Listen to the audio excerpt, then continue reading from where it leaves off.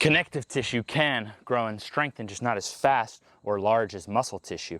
Examples of connective tissue in the knees are things like tendons, ligaments, cartilage, compared to quads, hamstrings that are muscle tissue. The primary purpose of muscle tissue is moving the body. The primary purpose of connective tissue is just holding us together. If we compared all NFL players versus your average kids, we would see a difference in muscle tissue versus connective tissue. The NFL players would be more dangerous to the outside world, but much more vulnerable within themselves. When I got my first NFL client almost a decade ago, I helped him be the only guy on his team not taking drugs for pain. Later, I strength coached a high school football team. We had the most D1 scholarships per player in America and an insanely low injury rate. But with all of these football players, I simply addressed the muscle tissue and also the connective tissue. So the era of no knees over toes was a big setback for connective tissue. But exactly how you approach this is not by ever working through pain. Actually, you become a master at finding your pain-free level. You can almost always find something to assist yourself. So the moment those knees go over the toes, you're already working more connective tissue than a traditional squat. Now, through some combination of assistance